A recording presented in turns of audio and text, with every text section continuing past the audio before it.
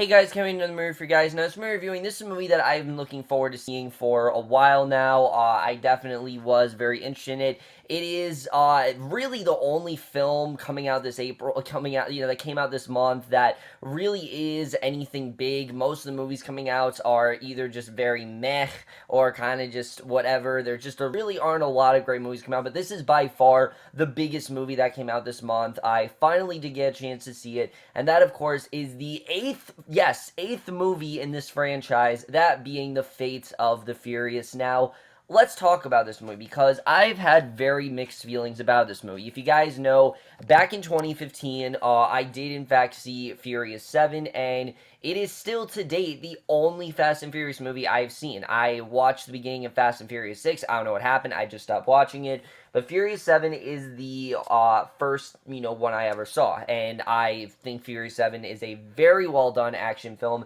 It has a really good story. It's really fun. It has just a lot of really fun characters. But it also served as a great tribute to both Paul Walker, but also very well closed out the character of Brian O'Connor. And if you guys remember, in my review for Furious 7, I said, you know what, guys, I don't want any more Fast and Furious movies, because honestly, yeah, they very well could be done. They really could have stopped it here. I really think that, when I did that review, I said I didn't want any more. I think they're good where they are. Keep it while it's still great. However, when really thinking about it, after a while, I thought, Paul Walker, yeah, he was a big part of the original films. He's been with them since day one, but is he really the thing that held these films together? And just because he's gone doesn't mean the entire franchise needs to die. No, obviously, through the power of Vin Diesel and Dwayne The Rock Johnson, they're going to keep making more films, definitely. And then I started to get more into this, especially when I found out what the plot was, things like that. I'm like, okay, maybe this could be something really great.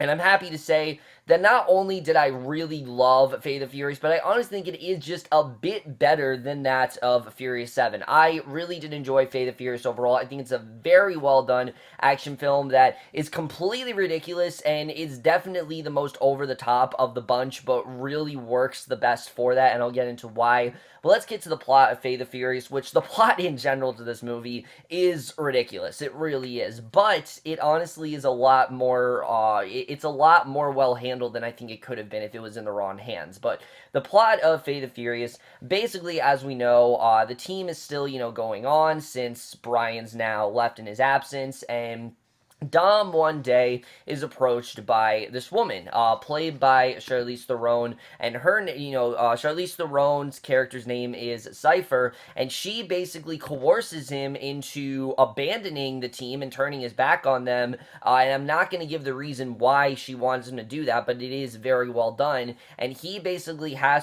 is kind of forcefully, he's forced to leave the team and turn his back on him, so now he's gone rogue, the team is after him, and they have to now go after Dom, try to get him back on the right path, bring him to justice, but also take down Cypher, see what's up with her, and that basically is the plot of Fate of the Furious overall. But let's get in this movie, starting off with the cast.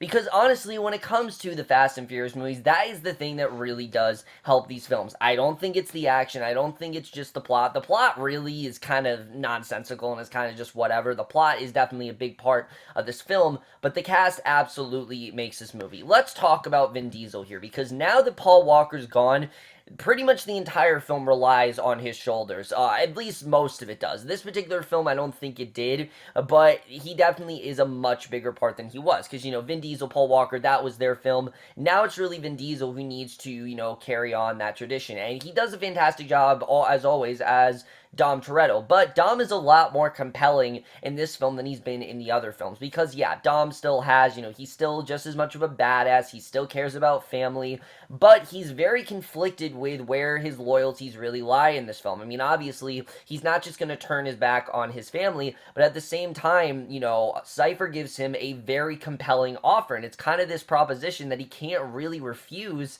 because of what she's going to do if he doesn't, and I thought he definitely did a very good job here. He actually does have some emotional scenes, and they're, definitely forcefully. I've said before, Vin Diesel's not the best actor, but he's a very charming guy. He's a lot of fun to watch. You can tell that he's very passionate about this, and that passion just oozes off the screen. I mean, really, he does a great job with that. That's something I think really does help him here. Like I said, he's really not the best actor, but this is definitely his best known role. You can tell why he's played this role for so many years. The fact that he can still emote something out of it and still get something, after so many years of playing this character, and not feel stale. He really does do a great job. I thought that he was really great here. It was definitely a different type of Dom Toretto, but I really did love what we got from him. He, as always, was great. However, the best thing about this movie, without a doubt, is not Dom Toretto. I think Dom Toretto, he's still really great, but Dwayne Johnson and Jason Statham by far are the best thing about this movie, because Dwayne Johnson really is, now that Dom has turned on them, Hobbs really is the leader here. He's the one that's kind of calling the shots. He's the one who really thinks, all right, we got to take him down, and his character here is just so fun to watch. I always really did love Hobbs. The way he is kind of like a human Hulk, I think is pretty hilarious. The way the film really utilizes that. I mean, he lifts a table in this movie with two hands. And we're talking like a huge metal table. He lifts it with two hands. It is incredible. But he also ends up in jail in the same place as Deckard. And yes, Deckard was in Furious 7. I thought he was a very menacing villain. Jason Statham did a really great job there. But here, they have to take him in the more heroic route. And it could have been very forced. I didn't really know how to feel about that, but the way the movie does it, it actually works quite well. You can understand why Deckard is doing this. He's not doing it for the team. He's doing it for his another personal reason that he has against Cypher, and I thought that actually worked quite well. Their chemistry, or lack of, I guess you could say, is actually really well done. They have such animosity between each other. These two guys just hate each other for so many reasons, and it was just a lot of fun to watch. Their banter is just hysterical. I really love what they had to do. I thought they definitely did a really good job, and like I said, again, they definitely are one of the best parts of this movie. I honestly could just watch the whole movie just with these two. I think that they were phenomenal. I love what they got here. It's clear they're trying to make Dwayne Johnson the new Paul Walker, and it works, really. It does work here. I thought overall their team up was great. It makes sense why they're now giving them that spinoff, because they just announced they're going to give them a spinoff, and they definitely do deserve it. They by far the most entertaining part of this movie, and if they were taken out, I don't think this movie would be nearly as good as it was, because they honestly were hysterical.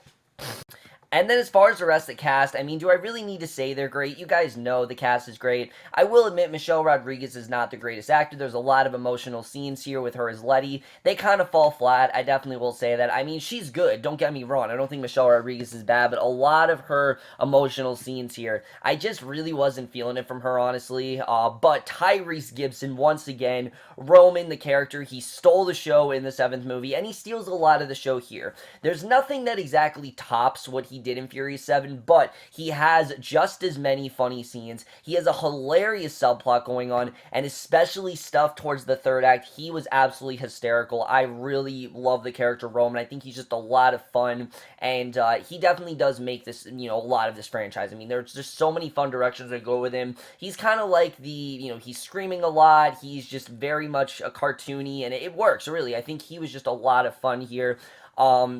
I really thought everyone really did a good job, honestly. Even Scott Eastwood, who I don't usually like, I thought he was actually really good. I liked his character. I thought he fit in well with the team, and for once he was actually given a good role, because he actually had to do something fun. He wasn't completely serious. I don't think they've really given Scott Eastwood good roles, but this was really the first time I'm like, what, he was actually really good here. I like what he had to do. Kurt Russell was really great. Charlize Theron, let's talk about her as Cypher, because this is definitely an unusual casting choice. Why Charlize Theron out of everyone, and I will say she does a good job with what she has, but if you want a layered type villain that you're going to care about, yeah, Cypher's not exactly that kind of villain. I mean, she is a mastermind. The lengths that she goes in this movie is absolutely insane, and if you for a second question anything that she does, you're just gonna hate the movie. I mean, just don't do that. Everything she does is insane. All of the crazy, lengths that she goes just to keep Dom in her clutch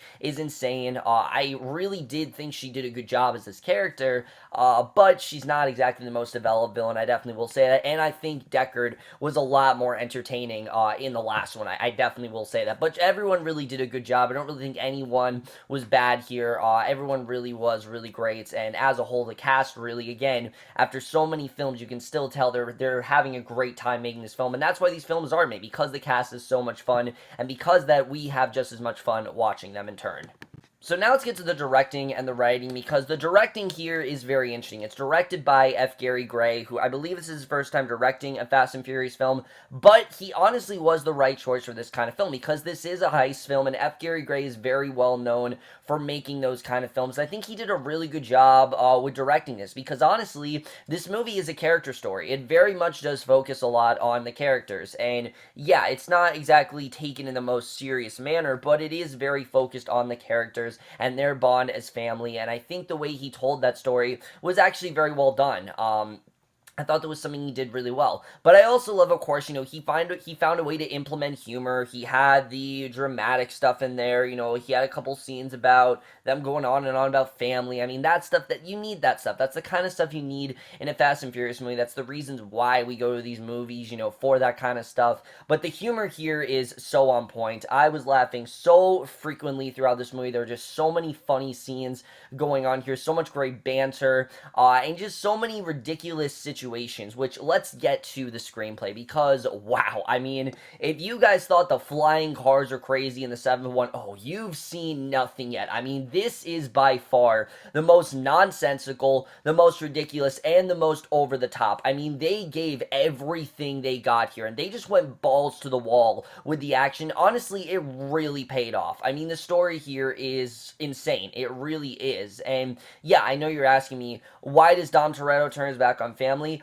Honestly, surprisingly, they gave a really good reason as to why he would do that. And when you really thought about it, for a second, I'm like, I don't know why he'd do that. But when you really thought about it, and the story actually does start to, pieces start to come out, you're like, yeah, I could definitely see why he wanted to do that. Because honestly, what he's doing is kind of connected to his family. I'm not going to spoil why, but I thought they definitely did a really good job with the story. And honestly, I didn't really feel, a lot of people are saying the story, it's very convoluted and things like that, and I really would not say that. I would say there are a couple characters in here that they didn't necessarily need. Like, as much as I do like Ludacris's character, I honestly feel his character's starting to get a bit old. I didn't really feel like he needed to be in this movie. He has a fun thing going on with Nathalie Emmanuel's character, Ramsey. I liked their overall dynamic. I just kind of felt like it wasn't really needed. It was just kind of something that the movie had just to give them something, and in my opinion, I think all you really need is Roman. You didn't need these other two characters. I get it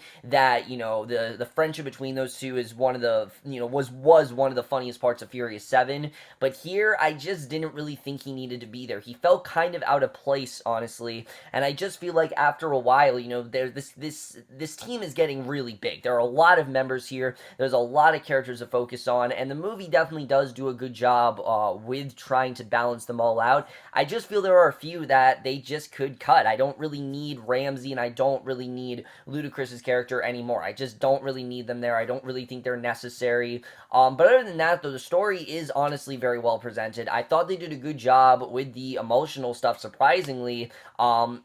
But yeah, I thought that overall was really good. But again, we don't go to these movies for the story. I don't think anyone in the Fast and Furious movies, they're going to it for a very eloquently told story that's very fluid and has all these great, deeper meanings to it. And it's just, it's highly emotional. No one goes to a Fast and Furious movie for that. We go to see shit get blown up. We go to see amazing car chases. And that is exactly what we get. Because like I said, the action in this is insane. If you saw the trailer, you know what I'm talking about. One of the first scenes involves this wrecking ball just taking out all these cars, and it's crazy. It really is. But once that perfectly sets up the film, because it is very much, this is not reality anymore. This is now as ridiculous as they want to be, and honestly, it works very well. I thought that it actually really did work in their favor. Is it ridiculous? Yes, but I was fine with the way it played out. I thought it was honestly really really well done, and the action scenes are honestly stunning. They really are. They're scenes that you can't keep your eyes off of. They just kept building and building and building more and more. I will say, I think there's one scene that I do think they went a bit too over the top with, especially in the third act. I think they definitely did go just a bit too far there, and they kind of drawn it out for more and more and more. But honestly, the more these action scenes went on, the more they got interesting, and each one just gets crazier and crazier. If you think that wrecking ball is crazy, that's followed by an even more insane scene, followed by an even more insane scene, and the climax of this movie, holy fuck. I mean, I don't know how they did it, honestly.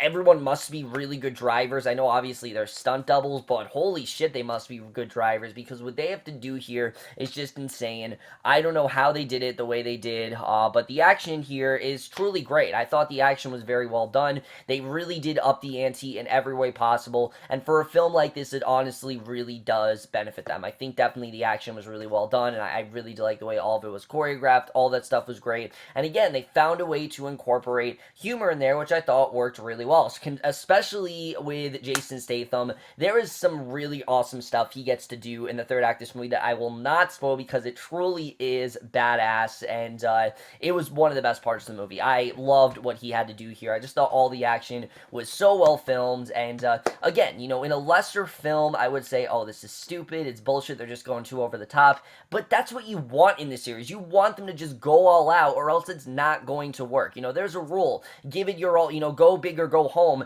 and this franchise is pretty much built on that phrase, you know, of go big or go home. If they don't go big, then no one's gonna want to see the movie. They're gonna be let down. So I like that they honestly did step it up, and I don't think that they're going to over the top. I really don't. I think honestly this is the right direction to take the franchise, and we want them to be just fun movies, and if we want them to do that, then yeah, who cares about reality? I don't go to these movies really questioning a million things. That's not what I go to these movies for. But the score here I thought was really good, and the editing. This movie is the longest of the Fast and Furious franchise, but honestly, I was so into the film that I never exactly felt the length. I didn't really feel like there were any scenes that went on too long. Maybe the first half I thought was a bit slow, but once the plot really kicked in, I was in for the ride, and I stayed there for the majority of the film. I overall really enjoyed what we got from the runtime. I thought that was definitely very well done. And like I said, honestly, I was surprised by the emotional stuff they do with Dom here. They actually put him in a very, very risky position, and their lives are on the line in this movie. You don't really know if they're all going to come out of this alive, and I think that's something they did really well here. Furious 7, you knew they were all going to be fine. You know, you knew things were going to... You knew obviously Paul Walker was going to leave, but you knew for the most part they all were going to be fine. And in this movie, that's not the case. Honestly, there were a couple scenes where I'm like, holy shit, is someone actually going to die? I actually thought they were going to take the series in that direction, and, you know, I thought it was really well done the way they did that. They did some really good stuff, like I said, with the action here, but between the action and the different character pairings and the, you know, all of the crazy stuff going on with the story, Fate of the Furious is probably the most entertaining film I have seen so far this year. It's by far the most fun I have had watching any movie in the theater. I'm sure that's going to change when Guardians of the Galaxy Volume 2 comes out, but for right now, I really did have a great time watching this movie. I'm not going to lie to you, I think this is a very, very fun film. It's exactly what I want in a Fast and Furious film, and I'm definitely going to give Fate of the Furious purely for what it is, a 4.5 out of 5 or an A-. Again, this movie is completely nonsensical. It's ridiculous. It's not a movie that's there to make you think and to make you really question things. It's there to be a fun action film, and that is exactly what it is. It's everything you want in a Fast and Furious movie. It's everything that we've come to love about it, and I think it honestly, they could not have done it better than they did here. Like I said, there were a couple things I thought they went a bit too over the top with, but for the most part, this is as fun as you can imagine. They really did do a great job with all the action scenes, and honestly, it's all just so impressive that I really can't lower the film that much and really, you know, get that, really let that affect my overall enjoying the film, because I really did have such a great time. Like I said, it's by far the most fun I will have. If you guys, you know, question films, don't watch it, but if you love the Fast and Furious franchise, this is definitely not going to disappoint you in any way. So overall, guys, my review, Fate the Furious. Let me know what you guys thought of this movie overall. You have seen it, loved your thoughts in it. I really did enjoy this movie overall, and yeah, I would definitely be up for a new one. I think they have a really great cast here. I think there's a lot of places they can go with this story, and they can just keep milking this franchise as much as they want, honestly, because they can just go in whatever wacky direction they want to. I know they want to go into space in the next one. By all means, I'm down for it. I want to see what they can do with that. I'm honestly really curious to see how they can play around with that. I'm down for a Hobb and Deckard film. I think that's definitely something that they should consider doing. I know they're definitely doing it. But that's my review. Hope you guys enjoyed it. We'll see you guys in my next video, which will be for tonight's episode of Doctor Who, and I will see you guys for that. Okay, bye.